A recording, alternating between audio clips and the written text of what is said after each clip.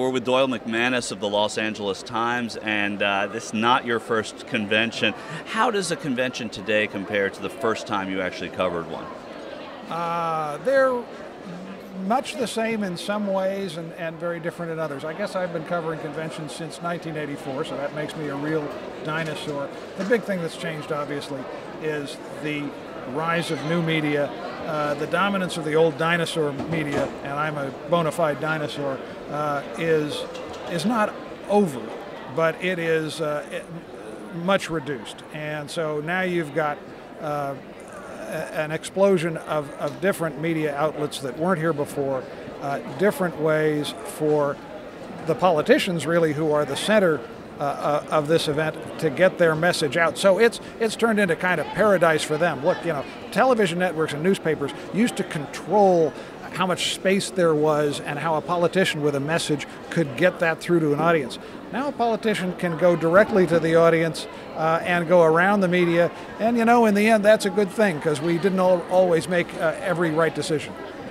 Now, that's interesting that you say it's a good thing. Do you think, though, that the people that they're going there because they're not getting tough questions now? They can sort of message through them rather than have to answer tougher questions from print reporters like yourself or from other TV news reporters, that sort of White House press room type atmosphere? Yeah, that is a downside. You're absolutely right. But you know what? Sooner or later, to get to the top, a politician is going to have to take tough questions. If you think of anybody running for president, one of the fascinating things about the Republican primary contest earlier this year was that epic string of debates we had in December, January, February. Those were tough questions not only from reporters but also from the other candidates and from voters. So, in a sense, in the minor leagues, a politician can get a long way with an arresting message. Maybe it's accurate, maybe it's not accurate, with an appealing face and without undergoing much scrutiny. But sooner or later, if you actually want to compete at the top of the big leagues, you are still going to have to undergo that scrutiny. When you started out, what brought you to this when you began? And were you an inquisitive sort growing up, and were you always asking questions? Like what made you say, I like this line of work?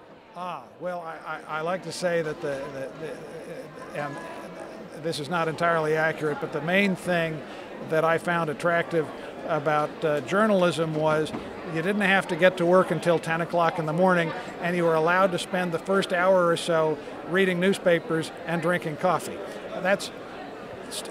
Unfortunately, we're now in a 24/7 news environment, so even that's no longer true. Right, but for the record, I pulled him out of a coffee line to do this interview, so some things never change. So that's right. The vice, I still haven't kicked that vice. No, actually, the real reason, if you want to go all the way back, is that I was in college during the Vietnam War, and I was, in fact, I was vulnerable to the draft during the Vietnam War. In the end, I wasn't drafted because of President Nixon's lottery, but it was very interesting at the age of 17 or 18 to realize that national policy made in Washington could change your life. And okay, I was growing up, I was in high school and college at the point when the American public looked at the Vietnam War, which had been sold to them by their leaders as part of the Cold War. There was a big consensus in favor of the Cold War, but somehow this one wasn't turning out right.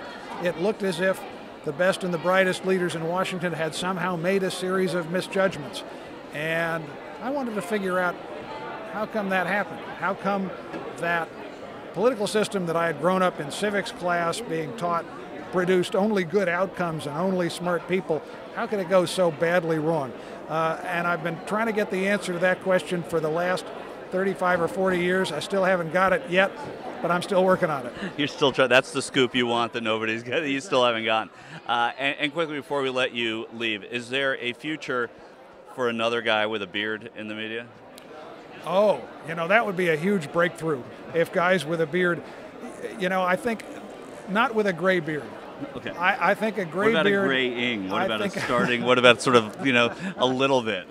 I'm going to give you a piece of very hard-won advice. Start using product now, because otherwise you're going to wake up one day and it's going to be far too late, and you will have made yourself look much older and wiser than you wanted to. Doyle McManus, duly noted. Thanks for being with us on The Turks.